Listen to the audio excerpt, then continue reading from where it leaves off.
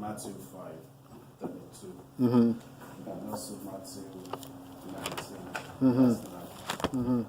I believe it gives an exception for divorce. Because yes. immorality. Yes. Like say, except that verse 32, but I say to you that whoever divorces his wife for any reason, except sexual immorality, starts to commit adultery. So there is that exception. And the same thing in Matthew 19, verse 9. I'm happy that today we are getting everybody involved. That's the whole idea. Yes. Go on. Sorry, go on. I say to you, whoever divorces his wife, except for sexual immorality, and marries another. So which means there is that clause, there is that exception, like there's sexual immorality. And I believe it goes both ways, even though the Bible says wife. Well, oh, yes, that's true. When they say wife, it means the husband too, yes. So, yes, that is also true. The reason it says sexual immorality, but where this is sexual immorality, the person is, doing stuff that is something to consider. We also know from what the scriptures is saying that the question was not, issues, problems. Issues, problems are things, arguments about this, about different things.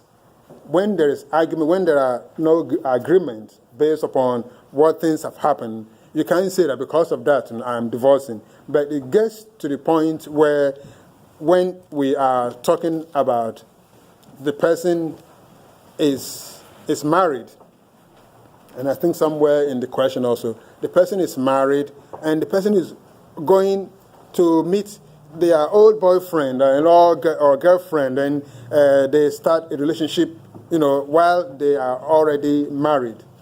Then, go ahead. So, let's all contribute. Brother Samuel, please continue. I want to say something with regards to the exception that we are talking about in Matthew chapter 5, verse 20, Matthew chapter 19, verse 9. Now, when you look at the Old King James Version, you have two words that have been used in the same verse. It talks about fornication and adultery. Fornication and adultery. It is the other verses that there has been translations. When even you look at the New King James, it talks about sexual immorality. But the Old King James mentions fornication and adultery. And so I want us to examine the two words, whether they are same. Jesus said, except there's fornication. And so what is fornication and what is adultery? Who commits fornication and who commits adultery? Okay. When you refer to Deuteronomy 22, when they talk about I marry a woman and later tells the woman, it comes out that the woman was not a virgin, so I can put her away. In Deuteronomy, the Bible makes us understand that parents of the daughter are supposed to present evidence of their child's virginity. And if they are not able to present, that daughter is being stoned to death for having committed fornication before marriage. It is the unmarried that commits fornication. Fornication, yeah. Adultery is between husband and adultery. Right. And so what Jesus was actually referring to, proud to caution, as Joseph did in Matthew chapter 1. Mary had been enthroned to Joseph. Joseph had not met Mary and saw that Mary was pregnant. There it is allowed to put such a person away. True. But once you are married, fornication or adultery, once you are married, adultery is just like any other sin that the Bible entreats us to forgive. And so if my wife commits adultery, just as in John chapter 8, that woman that was caught on adultery, God forgave that person.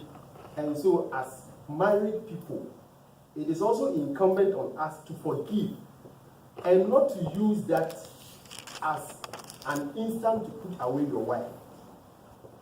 Where there is fornication, proud to the marriage, courting, and you realize that the person is pregnant, such a person it is allowed that you put the person away. After marriage, and it is found out that the person committed that sin and never confessed to the husband, never confessed to the wife. This is what I saw when I went into her. She never talked about it. But once you are married, fornication is not the only sin that can take somebody to hell. No. It is just like any other sin. God can forgive all any sin. Abusing the wife one time or the other, the wife insulting the husband or saying something to the husband one time or the other, and so it can be forgiven just as any other sin. And that doesn't give the premise for divorce. That's okay. That's I agree with that also, Brad. Tunde, please. My take on that is the fact that yes, the Bible says that you can divorce her. Then does that give you the right to go marry somebody else? No. So the Lord has made it in such a way that you cannot, the woman cannot, the husband cannot. So everybody is under restraint. I mean, both are under restraint.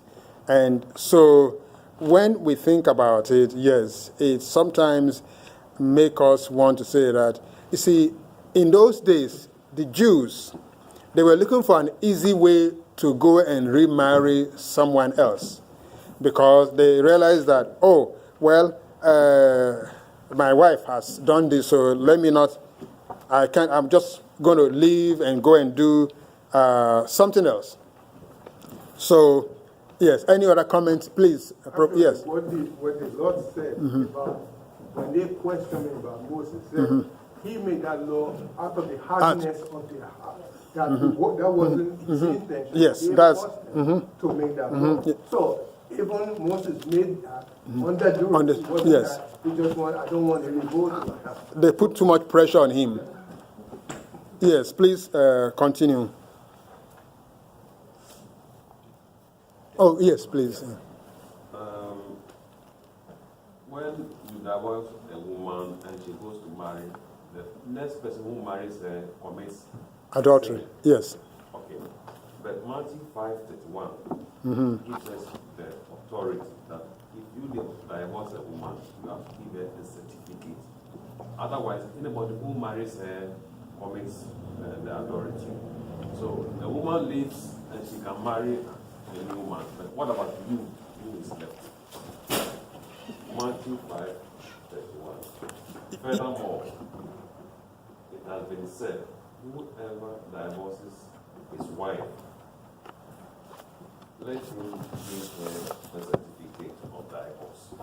Yeah, he is referring to the Old Testament, which has just been said that in that time, Moses, the prophet, authorized the men to divorce their wives for any reason because they were putting too much pressure. You see, we all know how Moses was a very humble man, and they sort of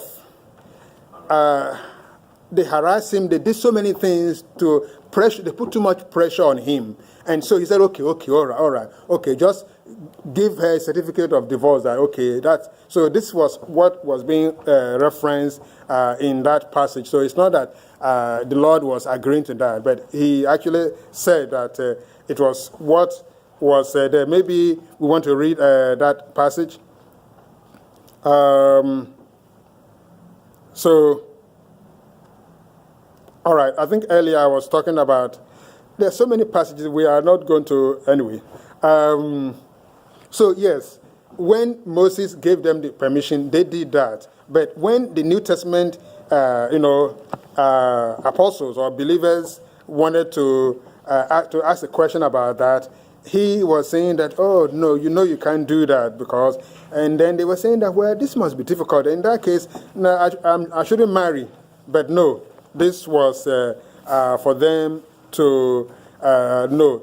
Again, adultery, husband and wife, married, and then the person goes. And where there are extreme cases, the person can go and, somewhere else and separate until further notice. But the whole idea is that God does not want us to divorce. And It may be that, some people feel that, you see, when you allow yourself that, I'm marrying to this person, but in the back pocket or plan B, if this husband mistreats me, if the husband or my wife doesn't, do certain things in the 5th year or the 2nd year or the 10th year or 20th year, I'm going to divorce.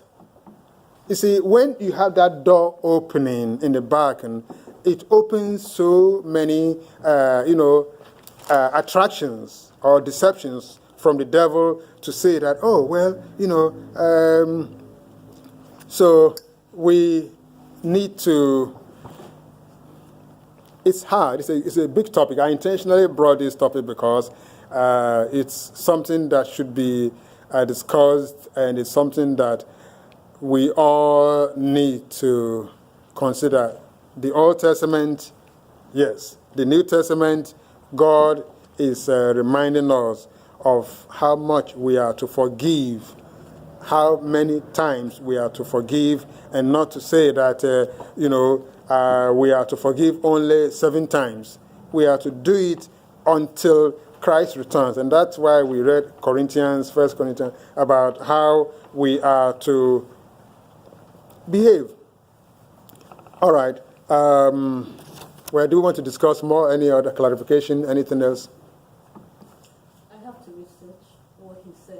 I don't know. About which one? About the one that I don't know. My Yes. understanding is the Bible allows divorce based on adultery, but neither of you have to remarry.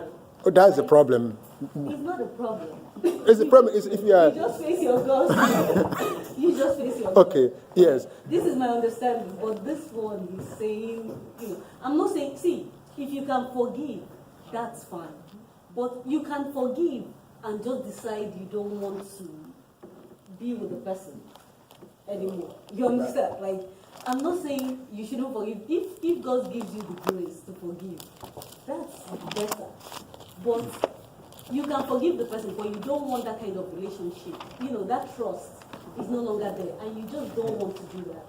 But and that's why and that's why God is saying that we should forgive. If Christ has forgiven us all Yes. our adulteresses and all that, and has still been able to marry us at the church. Yes. But when you read 1 Corinthians 7, the verse 10, now to the married I command, yet not I, but the Lord. A wife is not to depart from her husband. But if she does, let her remain unmarried, as Paul said. Now, when you read Mark 10, from 6 to 10, there the Bible says that whatsoever God has put together, Let no man. no man. And so everything is based on the Christian vow that we take that day. The thing is, let's just pray that the devil will come. Yeah, please, please add your contributions. The abuse that we talk about, when such abuse gets to that level, those couples ought to even be excommunicated. No, but it might not be. It might be one-sided. One person might be just enduring and trusting God and praying. The other person decides to be the devil. Then they'll tell you, you have to just keep praying. That's keep. Then at the end, in the whatever, the other person loses their life. That's true. It has happened a lot. If you see the devil, the Bible said that there is no the devil and a child of God and the devil has moved. If you see that the devil has moved in, please move out. No, because if both of you stay there and Christ comes, I don't think you're going anywhere. Because your heart is bitter. You understand? If your heart is bitter. So, in short, the thing is, let's pray very hard. When it comes to this situation, I believe in a relationship, one is toxic, that somebody's life is at stake. My belief is that the elders of the church should intervene and use the authority that is given to them to create a solution to that. Because they have authority to bind something, and to unloose something. Right. Okay, so this is the way. Even marriage. Yes. Yes. Because it says. As for marriage, Listen, God. I will give you an example. Okay. Pastor Bonner, when nobody knows his wife's whereabouts for years, okay, people have been saying remarry. But because of this, this teaching, some people didn't see it through. But after a while, when these people saw that there's a possibility that this man is not going to see this woman again, the pastors came together, prayed on that issue, and let him loose. He was married. The suspected woman was passed away. Who suspected? That is just suspicion. That is That's suspicion. different. That's not two people living together. Yeah, so, two people living, that's what I'm telling you. Two people living together, you are not good. I'm telling you, I don't think that's possible. I don't see that in the Because it Bible. would destroy the whole thing. So why did the Bible give them that authority? To dissolve. It's not there. What you But the covenant is between the two people. It has nothing to do with it's not, the elders don't have any authority over there. You understand what I'm saying? They are men. They are men. They come to What I'm saying is, if the relationship is in such a situation where somebody's life is at stake. Yeah, so let us agree that yes, when there is a problem, life at stake and all that, good separation is always good. It's always advisable until again, 1 Corinthians 7.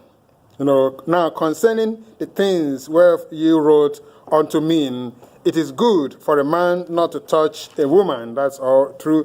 Nevertheless, to avoid fornication, let every man. You see, fornication in the Old Testament, or in the scriptures, means that boyfriend and girlfriend, right? So when it comes to adultery, so if the word it's not fully translated, it can mean something else. But of course, as we all know, God can forgive any sin, and it all needs us to go before God and ask for His forgiveness, and we'll be washed with the blood of the Lord Jesus Christ. Nevertheless, to avoid fornication, let every man have his own wife, and let every woman her own husband. Then going down, I speak.